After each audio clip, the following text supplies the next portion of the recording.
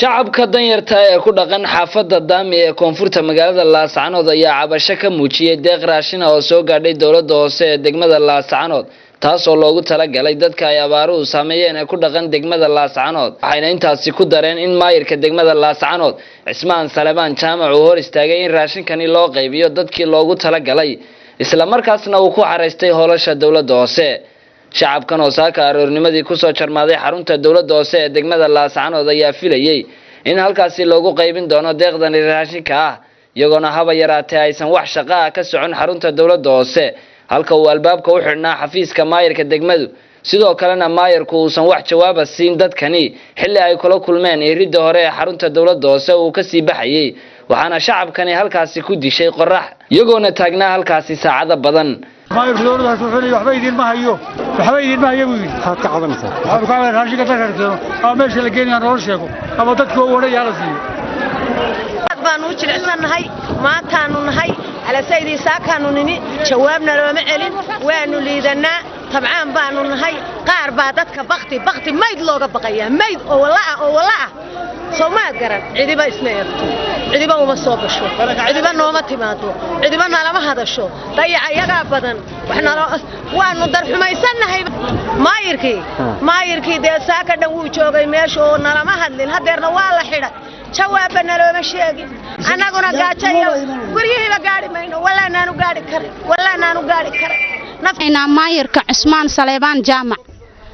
oo raashinkii macaawinadii masaakiinta barakacayaasha loo soo qaaday guri ku xirtay na soo ceeriyo saaka ugu dambeysay aan ugu tagnay meeshii lagu xareeyay raashinka oo naala soo ceeriyo intii masaakiinada barakacayaasha caruurta yaryarka oo saaka lixdii dusha aan saartay ilinka istaagay baa hadda liiga soo ceeriyay aan ka soo aan ka hadda ka socdaa orax kulaalkan aad u jeedin oon haraad iyo dhibaato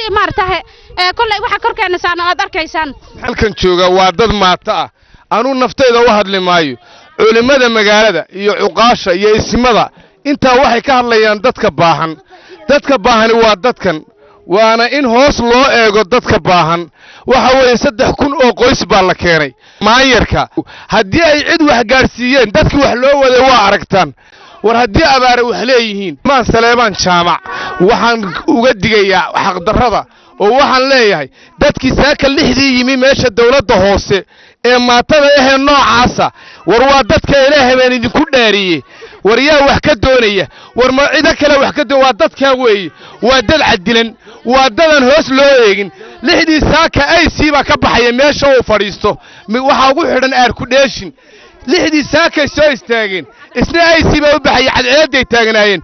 12 duhurnimo markay dhacdayna wuu ka tagay bal hadda islaam oo kelmadaas xaal baan ka bixinaya hadii laga waayo waa kuwan markhaatiyaal war markhaati ma ka tiin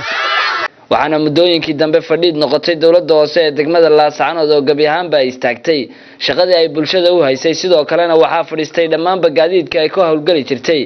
iyagoona sababta gaadiidkan uu fadhiistay ay tahay dayactirlaanka haysata dhinaca maamulka Samiir Saciid bila telefishinka madaxa bannaan ee bulsho Laascaanood.